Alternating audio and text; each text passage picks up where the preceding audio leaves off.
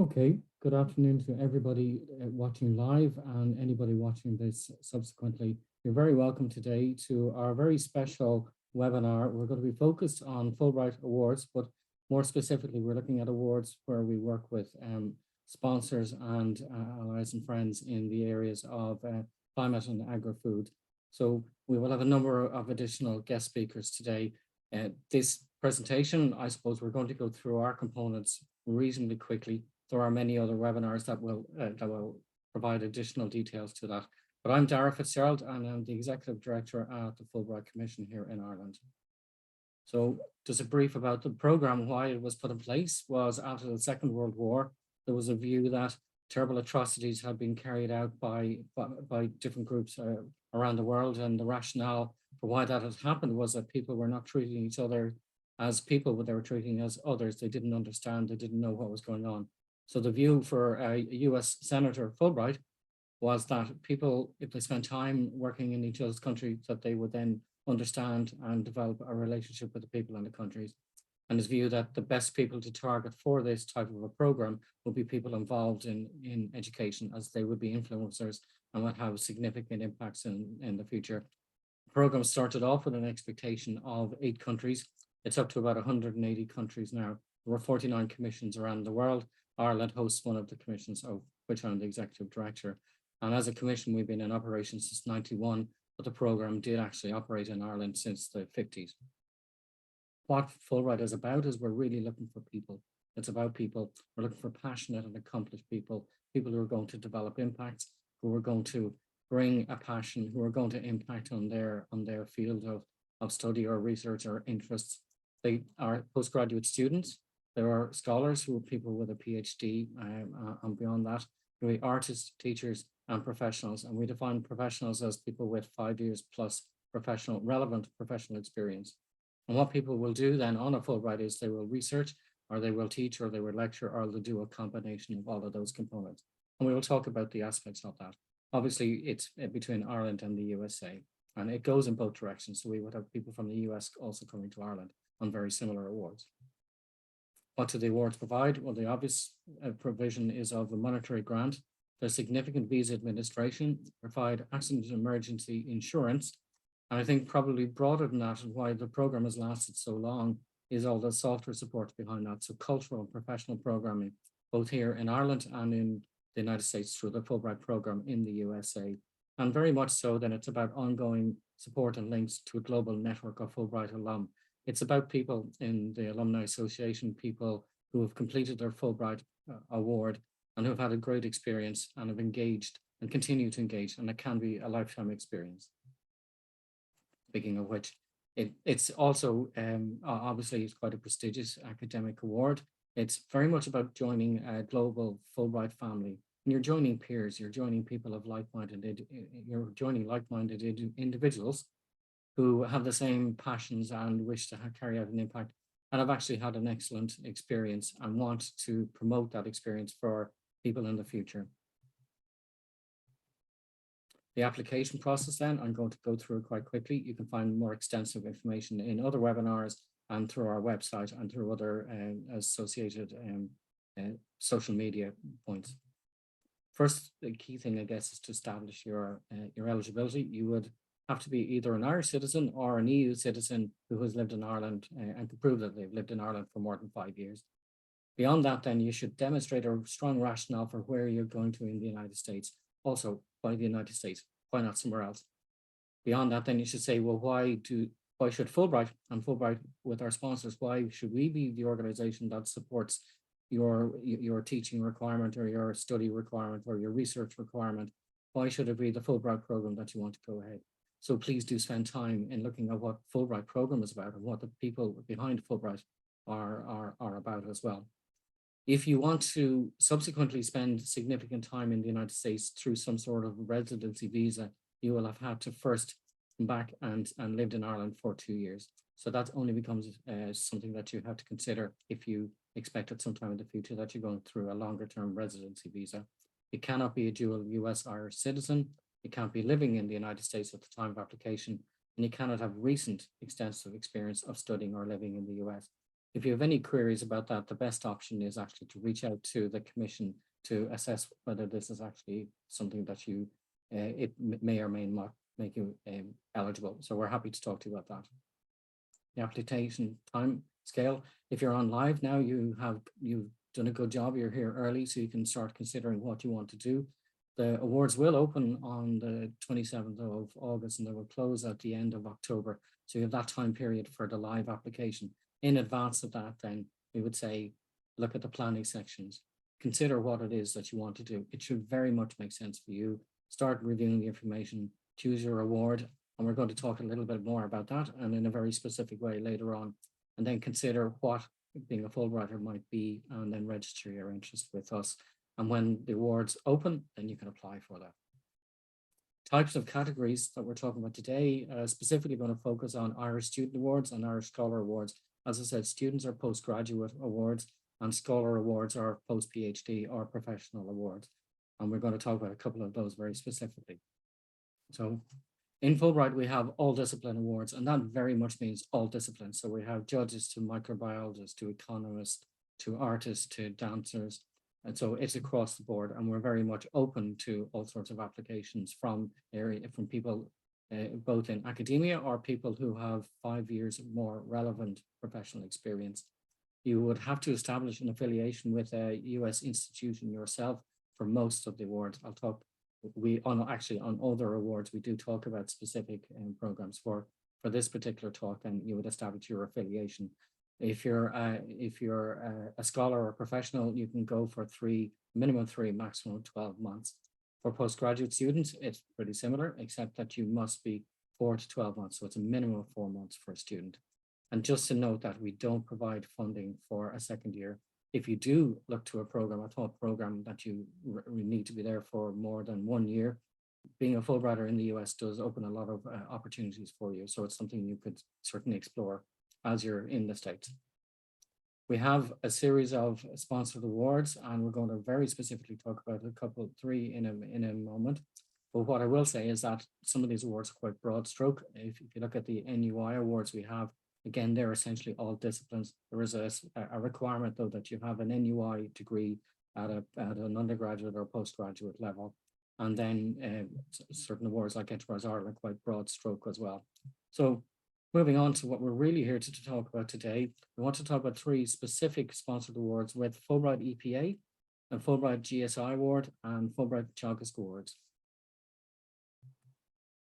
The Fulbright EPA Award, we're going to hear a little bit more from speakers in a minute, but just as a quick guide, this award, it can be a student or a scholar can apply for it. So it's either 4 to 12 months or 3 to 12 months. And again, the same requirements are there. We would say to look at certain areas that are of interest, so such as addressing climate change, facilitating green circular economy. And we're going to hear more from representatives from the EPA as we go ahead. So I would certainly say that these, all of these awards are tremendously interesting. They're tremendously timely, have been for quite a while. And we're working with the sponsors are very open to a wide range of disciplinarians and people bringing different components to it. The next award then was the Fulbright Geological Survey of Ireland Award. Again, quite similar. It's open to a student and a scholar and professionals as well, both, and the EPA award is as well. So again, we're going to hear a little bit more from the sponsor about this award. But there's a component to say that we're talking about specific areas of interest, but again, there's a real opportunity to broaden that and consider what you might bring to these types of awards.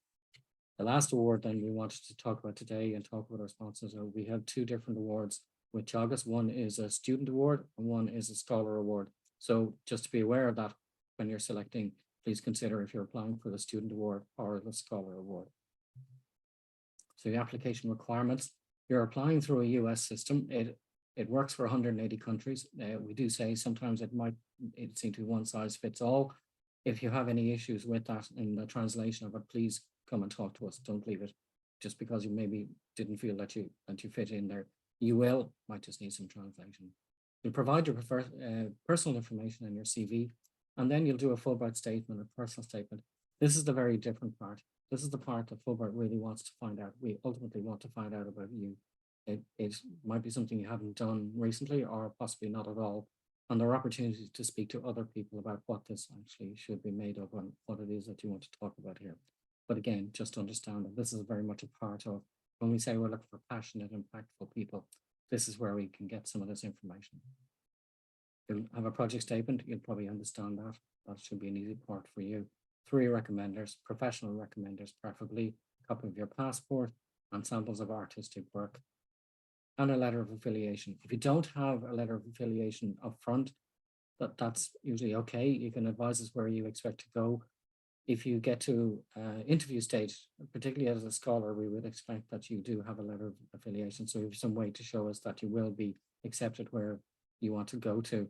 If you're a student, we do appreciate that sometimes the process for selection of students for your host as a student can be a little bit slower.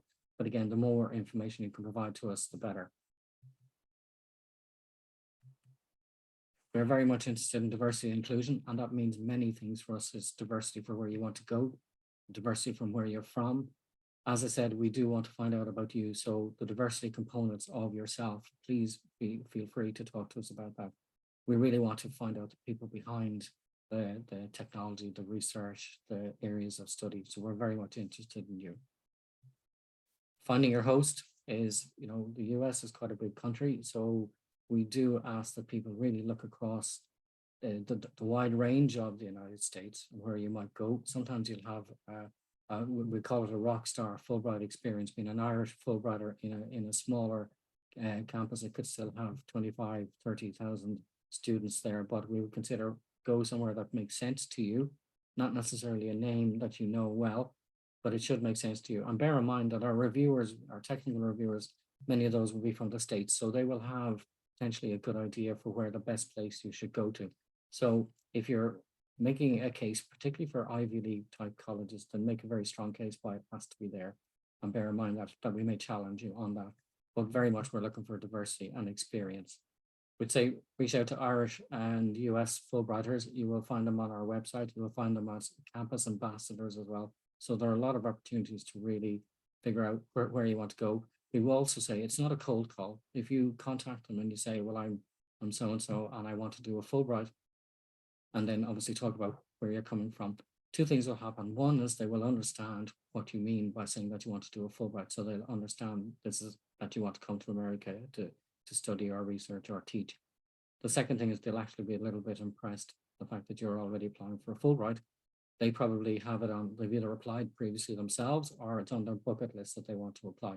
So it's very much pushing an open door. And we hear this from all applicants across the board. Your research objective, I think you're probably going to understand that very well. And we mentioned the rationale for going to the United States, why you need to go there. So you're going to break this down in terms of the areas that you'll concentrate on. And if you're applying for a specific sponsored award, consider what that might mean and why that you're doing that. Then we're very interested in the impact this will have. Now, it's not just in your discipline, in your research, but it's on your career and it's on yourself and it's on your interest and your passions as well. So please do tease that out so that we can better understand where you're going and why you want to go in that direction. Your Fulbright statement, as we've already said, it is very much about you. So tell us about you. It's not about you through the prism of your research interests, but it's actually about you as a person. And talk about the role and the benefit of being a Fulbrighter. It's a big global network. It's a big network in Ireland. You're going to be part of a big family and you'll be connected to like-minded people. So what do you want to do with that platform when you become a part of the Fulbright family? Just a small comment there, please don't rehash your study objectives or your essays or your CV. This is different. This is very much about you. When you have applied, then there'll be a period of review, which will happen after the application period closes. So from November, December, there'll be a technical review. And that will obviously look at your academic components and your project statement, and we'll just make sure that it holds water at a technical level and where you want to go holds water. And we'll also, at that time, look at your, the personality and the impacts that you want to do. If you get called for interview, then we'll still obviously look at academic and those components, but it's very much more about yourself. So don't be surprised if you're asked questions about yourself. They will never be intensely personal, but we are trying to understand who you are and what your passions are. So be prepared for that. It's going to be a little bit different maybe from other types of interviews that you've attended, because we're actually going to ask you about you. And for many people, that's easy. For some people, it's in fact their favorite subject. So I'm coming to the end of my section here, but I just wanted to leave you with some key points. As well as congratulations. If you're watching this, then you've already stepped into the 90% of successful awardees have attended a Fulbright roadshow or a webinar. So consider the components that I've been talking about today as being important, and you've been able to understand those and get a little bit of a flavor for what it is that we're looking for, which I think I'm just going to reiterate is very much about you. 50% of people who started but didn't complete an application didn't engage with any support. So it's very important at some point to engage with either a Fulbrighter, engage with us, engage with the information that's provided. There is a myriad of information there, but I think going it alone increases your chance of not completing your application. So I think knowing that, you should have an expectation of reaching out and asking some considered questions. I've said this many, many times, and it's been said back to us many, many times. There really are no downsides in applying for an award. It's really only your time, and that's time well spent. If you apply for a Fulbright award, you're going to be well set to apply for other awards. You can use the same information if you're going for job applications, if you're moving in a different direction. If you would just want to assess where you're going, it's a very, very useful opportunity. So it's a well-rounded application, so it can be used in many ways. Hopefully you will be successful. If you're not, absolutely apply again. We get many people who apply more than once, and each time they learn a little bit. Sometimes if it's left too late, you're kind of putting together an application and it's not as robust as you might wish, but you've learned from it. And if you reapply, you'll get some feedback from us. If you reapply, then you'll be able to probably put in a better application. You are pushing an open door in the United States. It's a very well recognized program in the States, and most, if not all, US academics would have doing a Fulbright, as I would call it, on their bucket list. And hopefully you'll be successful and you would join a Fulbright family. So the types of resources, again, if you go to our website, you will find a lot more of the information, but the types of things would be, if you're on a campus, a university campus or a college campus, you likely have a Fulbright ambassador. I think there's about 22 around the country. We have a lot of videos and testimonials, and there are occasional Fulbright events that you'll be able to go, but check for supports as well at your institution and follow any of the Fulbright groups. And we'll let at the bottom there some of our details for where you can find our social media details to find further information and get an up-to-date for what's actually happening. Okay, so that's the Fulbright aspect of the talk done and dusted. So I'm delighted that I have today some guest speakers from 3 of our sponsors who will be able to, take a view from their side of what the program has meant to them and where the values are and what they're interested as well. So this is a great opportunity. We have a speaker from EPA, from Geological Survey of Ireland, and also from Teagasc. So the first person I'm going to introduce then is Dr. Micheál O'Dwyer, who's a climate research lead at the EPA Research program. Micheál, I'm going to invite you then to switch on your camera and your microphone, and please advise me when you want me to move on to the next slide. Thanks, Dara. Thank you for inviting me today to speak about the EPA's long-standing relationship with the Fulbright Commission. I suppose before I speak about our relationship with the awards, I should probably introduce you to the EPA in case any of you are not familiar with what we do and our role in environmental protection. If you go on to the next slide there, Dara. Thank you. So the EPA is an independent public body that was established under the Environmental Protection Agency Act of 1992. Our general purpose can be summed up by the phrase to protect, improve, and restore our environment through regulation, scientific knowledge, and working with others. Our vision is to live sustainably in a healthy environment that is valued and protected by all.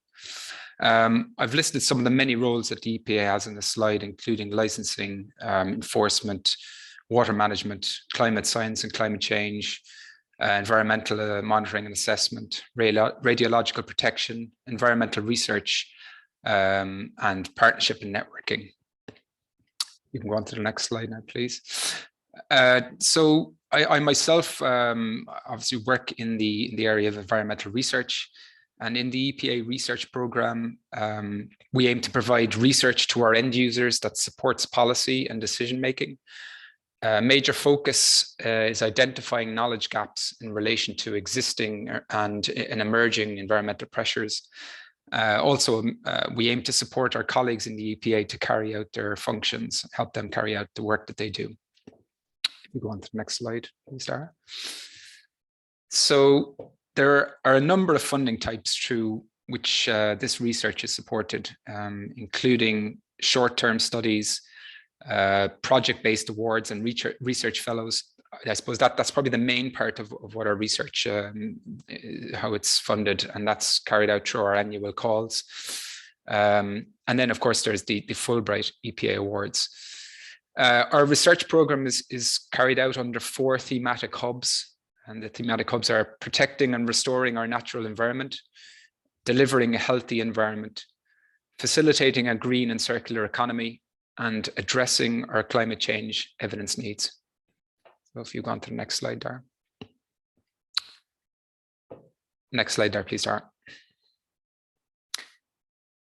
Just to note that our 2023 research call is now open, and we have up to 16 million in funding available for innovative projects. And this year's call invites applications under 5 themes and 22 topic areas. That could be useful for you to kind of have a look at that research call and just see what kind of areas that we're interested in and the topics that we're funding or hoping to fund. Next slide there, please, Sarah. So now to focus on the Fulbright EPA Awards. So this is a scheme that we've been delighted to support for many years now, and we've benefited greatly from supporting some excellent awardees in their research over the years. I'd like to go through a few of the awardees from previous years, I think, which will just show the breadth and of the topic areas that we in the EPA are interested in and have funded through the Fulbright scheme. So there are 2 current Fulbright scholars that were awarded in 2022. Dr. Nuala Flood, who's a senior lecturer in Queen's University Belfast, has gone to work with the Urban Systems Lab in the Parsons School of Design in New York. And her research will explore the pedagogy and practice of spatial design for resilience in the New York City region. Obviously, New York is a low-lying coastal city and is extremely vulnerable to sea level rise. And it's taken a distinctly spatial and design-based approach in future-proofing itself. The other scholar is Andrew Neal, who is a PhD student in the botany department in TCD.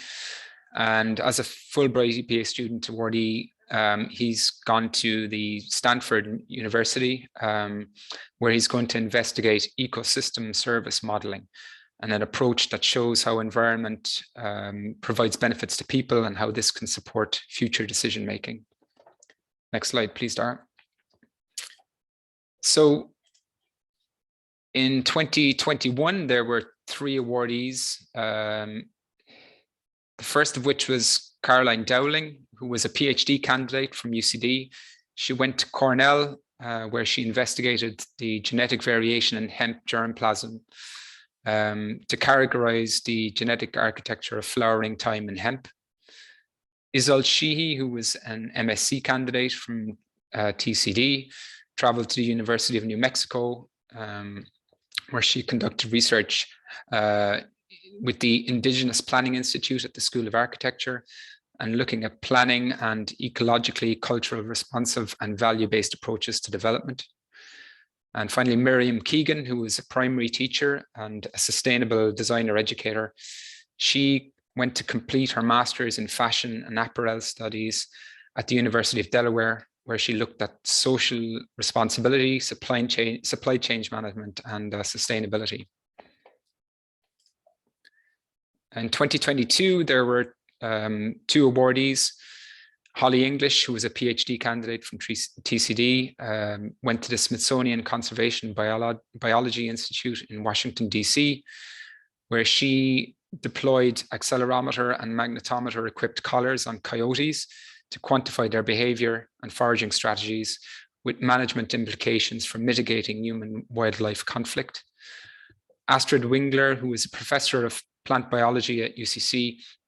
She went to University of California, Davis, where she worked on carbon capture and soil carbon sequestration in annual and perennial grassland, and determining how different management practices can be used to improve the climate resilience of grazing systems, while also counteracting the current rise in atmospheric CO2 concentration through carbon sequestration.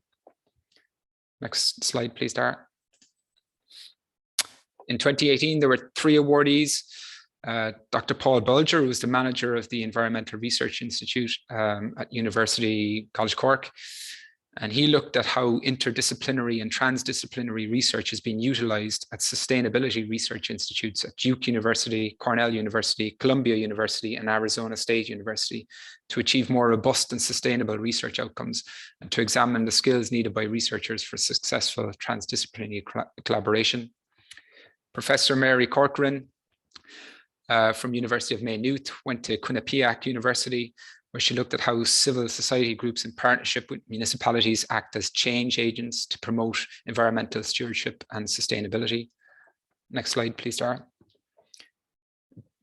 The final awardee for 2018 was Miss Roisin Hyde, who was a PhD candidate from Queen's University, Belfast.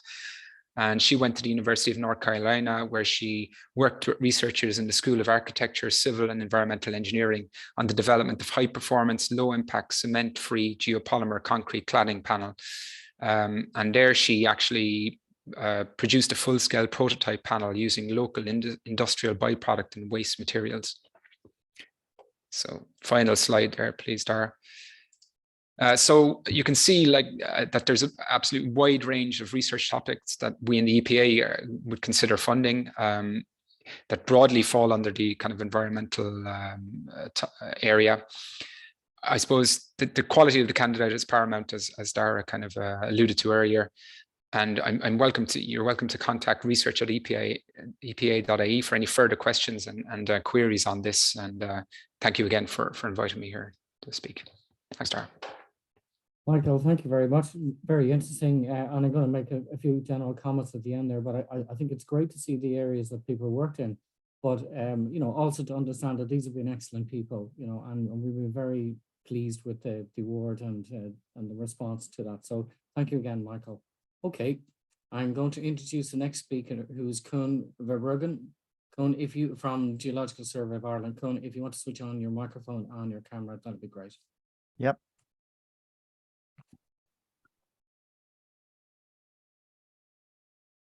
Thanks, Dara. Just an introduction, like Dara said, I'm Koen Verbruggen. I'm the director at GSI, and Aoife Braden, our research manager, manages our interaction with Fulbright, and she can be contacted research@gsi.ie. Next slide, please, Dara.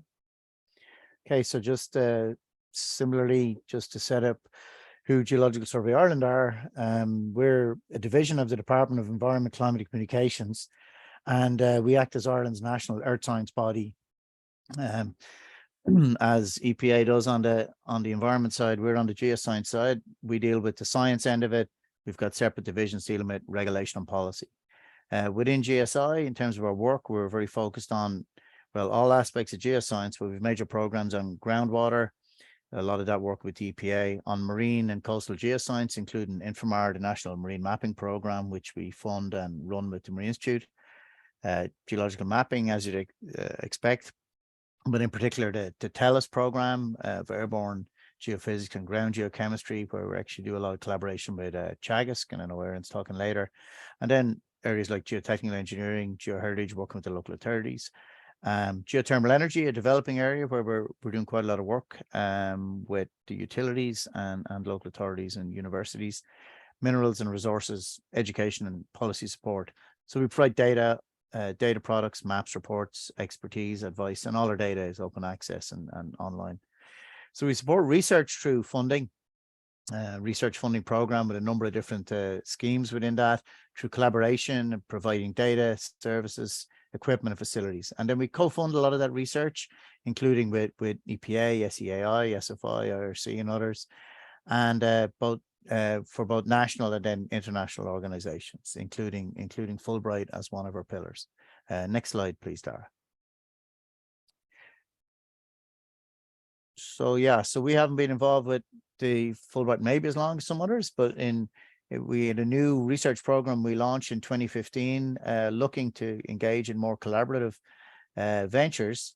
And in 2016, that led to our first outgoing Fulbright GSI researchers. So while the focus of this presentation is on outgoing researchers from Ireland to go to the States, we also support incoming researchers as well.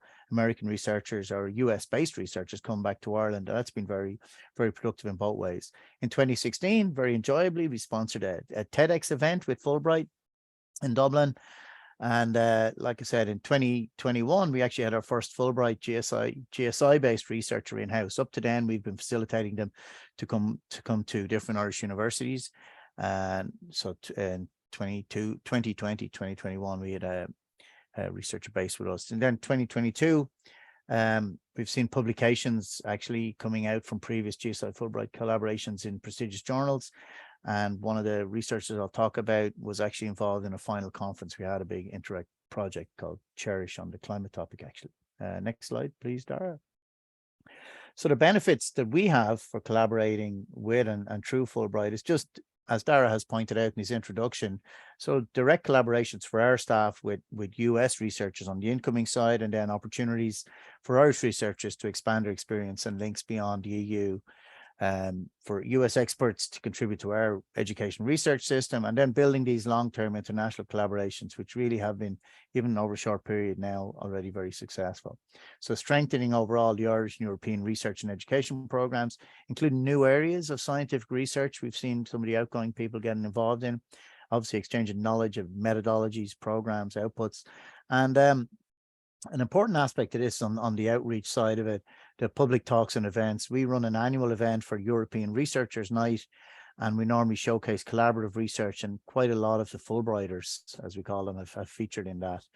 And then for GSI and for DEC, for our department, the association with Fulbright, which really is a prestigious international brand. You don't have to explain to people, you know, when you say we sponsor Fulbright researchers or we've got a Fulbright scholar, people are generally very impressed, and that has been the case. As Dara said, it's a kind of an open door on it as well. So this, the last slide then, Dara, I've just got some details of some of the researchers that we've sponsored, both incoming and outgoing, and I'll focus on the outgoing researchers or the outgoing scholars and students, perhaps for this particular talk.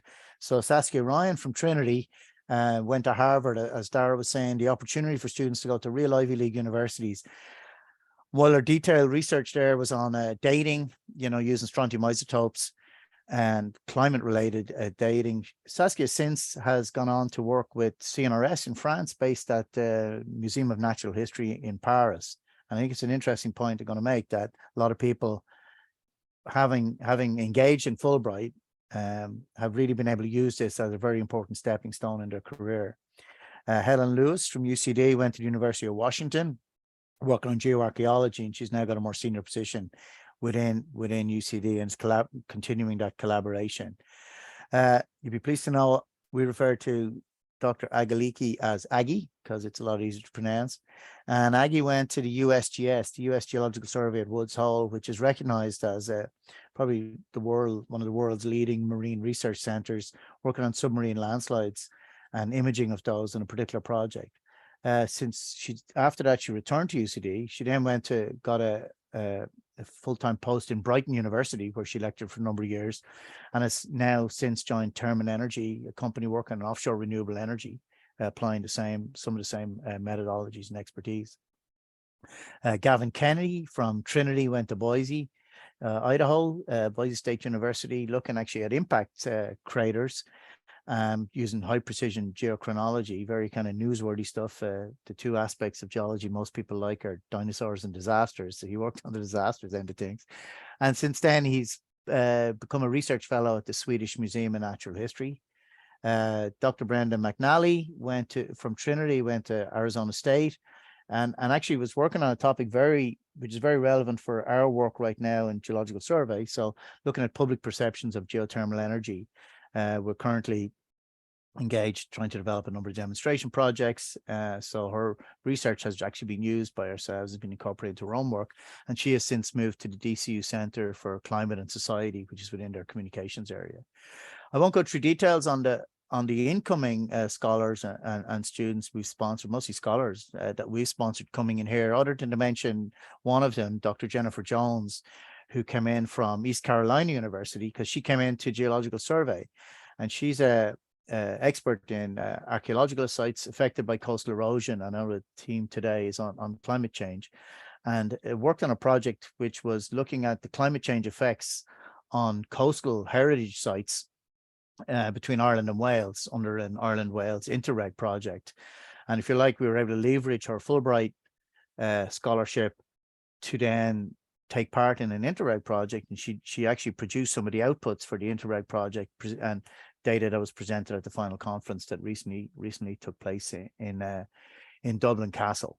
So that's really the end of the slides. And just to say, from our point of view, it has really been a very, very valuable experience. You know, it is as a state body, it's enforced linkages we have with the universities.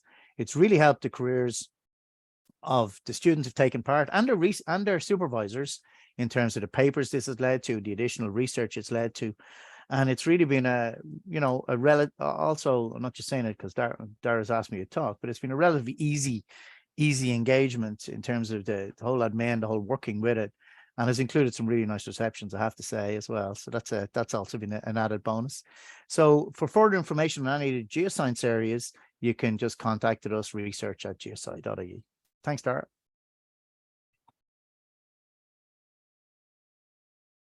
Ron, thanks very much, and thank you very much for the kind words. Yes, I mean, we've a very easy relationship as well, and I was a little bit surprised you didn't also mention Nancy Riggs, who came to study volcanic activity in Ireland, which was astonishingly interesting for us as well, maybe not being earth science or geologists ourselves, but thank you very much for that.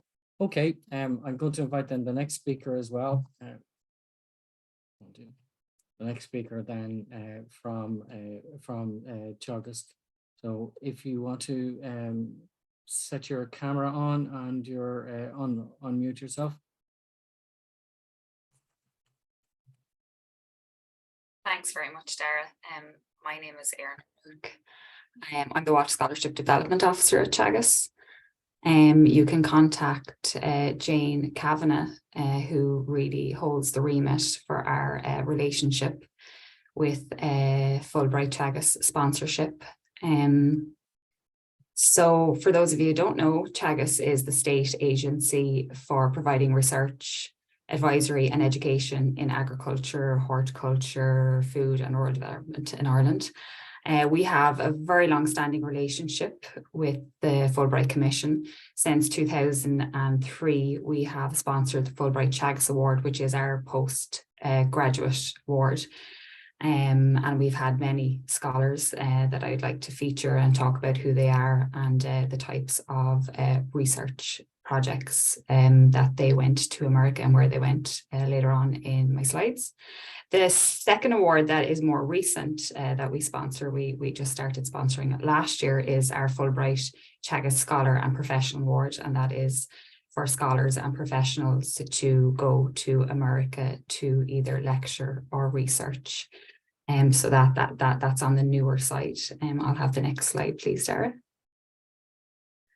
So as a sponsor, I suppose really, and Dara has also touched on this, for us, our sponsorship really boils down to the people, and it's championing and supporting people. It's about investment in people, about supporting the development and advancement of postgraduate students or scholars, professionals, and then coming out of that really about the transatlantic exchange of knowledge and expertise for the overall benefit of the agri-food sector.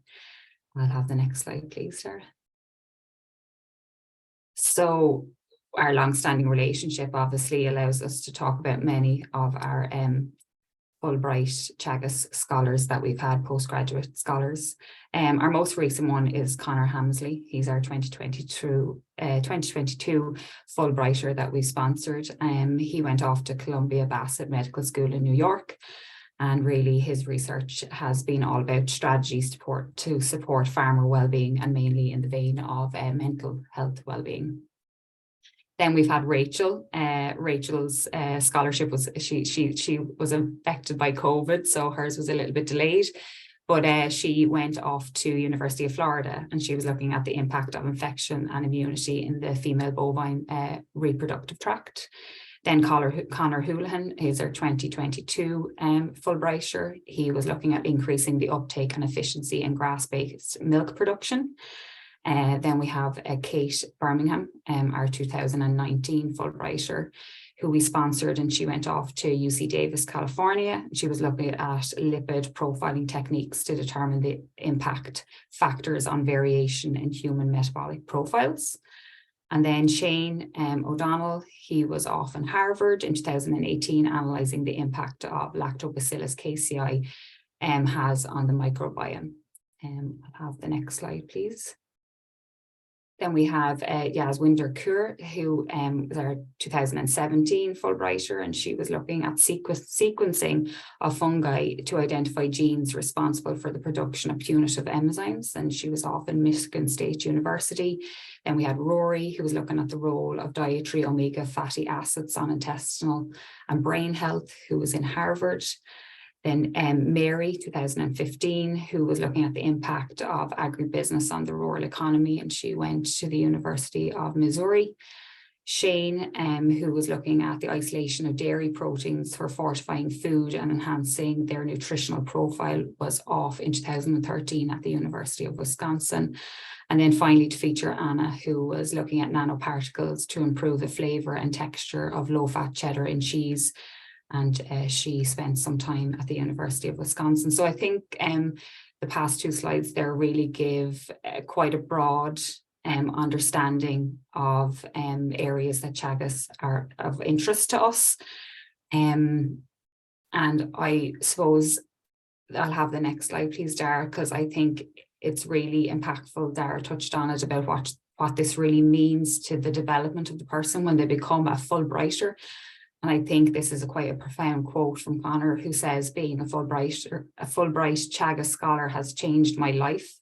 I get to see a broader world and advance my career in ways that I could not have previously imagined. So I think that's quite a profound statement, and it just shows the weight and the benefit to Conor and to his development, professional development, and I suppose personal development as well, because I mean, that's what a lot of what the Fulbright stands for, that exchange, that cultural exchange, as well as that expertise exchange.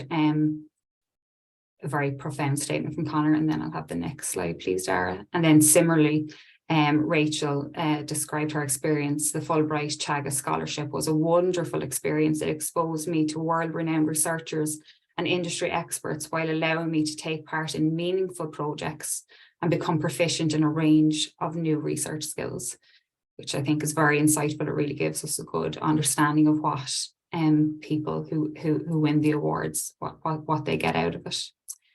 I'll have the next slide, please.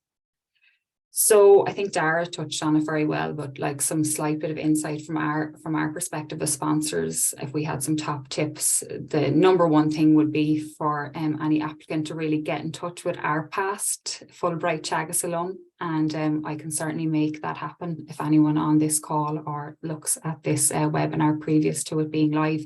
If you want to get in touch, and I'm sure the Commission also will make that happen. I think that would be hugely beneficial to any application any of you are making, to really talk to some of our past awardees. One thing that we've learned from speaking to them ourselves is, and a top tip that we would have, is really take the time needed to prepare the application. Dara also mentioned this as well. We don't want you to get caught short.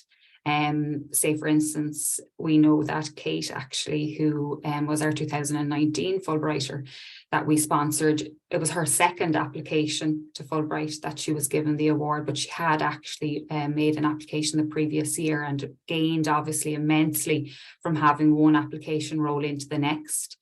And I think it does flag the time that's needed as well to make, you know, a really good go at the application. And then finally, to really focus on what it means to be a Fulbright Teagasc awardee. And obviously, Fulbright, the commission, and Dara will speak to you exactly what it means to, what the Fulbright stands for, but from our perspective as well as a sponsor, what Teagasc stands for. And on that note, I'll get the next slide. Really, I suppose we would recommend that you touch base and get familiar with what Teagasc stands for. And the very first point of call there is our strategic statement, which is the Teagasc Together publication. And then most recently, we launched in December last year our climate action strategy, which you should become familiar with.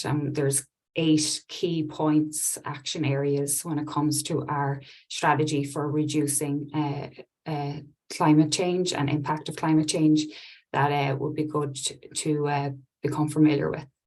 And then I'll have the last slide, please, Sarah. So if there's any questions specific to this, to the 2 awards sponsored by Teagasc, I'll be more than happy to take any questions either now or at a later time.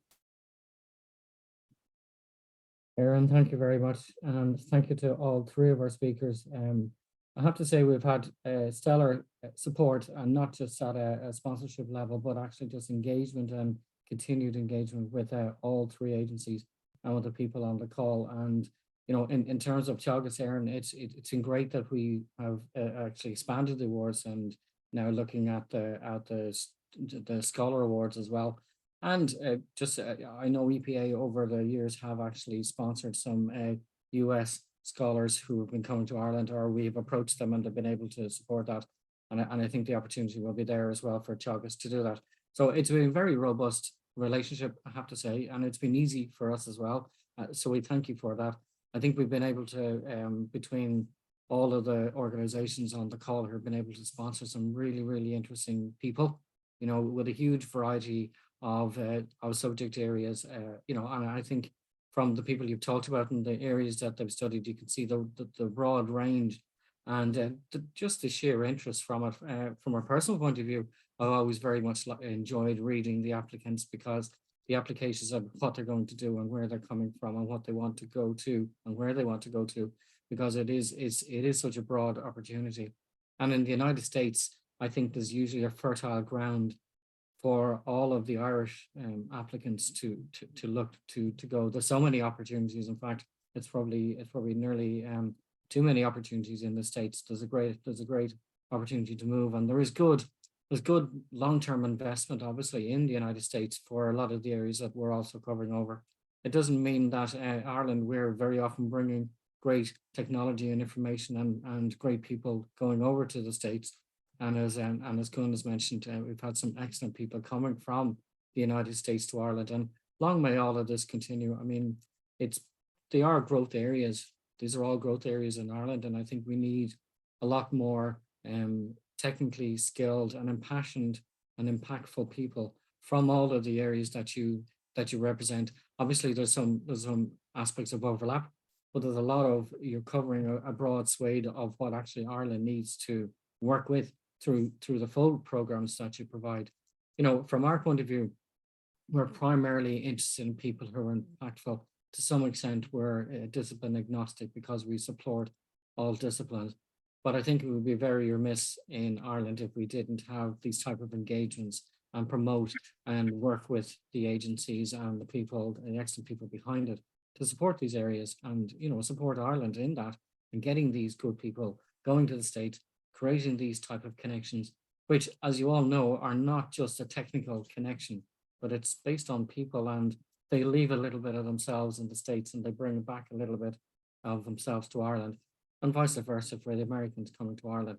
So that's why it can be a long-term experience, and that has even more value to Ireland. It's not just a fund a bit of research, come back home, move on, but actually we continue the engagement, and we always encourage, and as sponsors, you do engage with your awardees and you know what they're doing. And it's a great opportunity for awardees as well to build their profile through the Fulbright, but actually also through their engagement with the sponsors. And this is something we say a lot, to say, please do engage with sponsors and consider what their interest might be as well, because it's a great opportunity to work better and take that to the States. And we're happy that Fulbright does provide a kind of an easy open door in getting to the States from Ireland. So an easier access to some of the great research or the studies or the opportunities that are available in the States. So this is why we believe it works. I'm delighted to hear that the agencies represented today also believe it works and can see the value from it. We certainly can. As we go forward, we haven't been able to, or we haven't listed all of the people who have got Fulbrights associated with this. But, I think what you presented today gives a good representation of the people that have gone. And thank you for not mentioning the people who will be going out. We just haven't officially notified. That hasn't, well, they know, but we haven't made an official notification of that. So thank you. But as you said, Koen, we will have our interesting award ceremony again in June, and as sponsors, you're very welcome to attend and come meet the people that you're also supporting. I think there's an opportunity now for any questions and answers. Aoife, if you wanted to step in, maybe to take over that part of the section. Hi, Dara. We have one question for Dr. Erin O'Rourke or Dara or any of the panel really. Do Teagasc only support one student per year, or can multiple students be funded? I'm going to answer and say multiple. Erin, you might have a comment on that. Exactly that. Sorry, I was in the midst of typing it back in text as well there when I had spotted it. Yeah, it obviously typically has just been the one, but we would be open to sponsoring more than that.